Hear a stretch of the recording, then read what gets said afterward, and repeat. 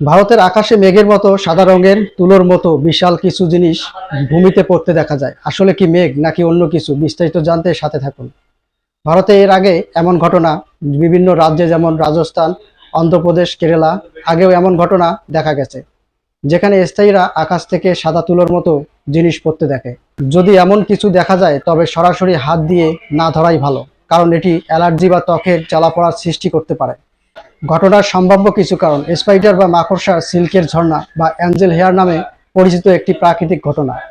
এটি মূলত মাকড়সা বা কিছু পতঙ্গের বিস্তার প্রক্রিয়ার সাথে সম্পর্কিত। কেন এমনটা হয়? কিছু মাকড়সা, যেমন লিলিফাইড মাকড়সা, বাতাসে ভেসে যাওয়ার জন্য তাদের সিল্ক ব্যবহার করে। তারা এক জায়গা থেকে অন্য জায়গায় যাওয়ার সময় বাতাসের সূক্ষ্ম সিল্কের সুতো ছিঁড়ে যায়, যা জমাট বেঁধে মেঘের মতো সাদা আস্তরের মতো দেখতে পাওয়া যায়।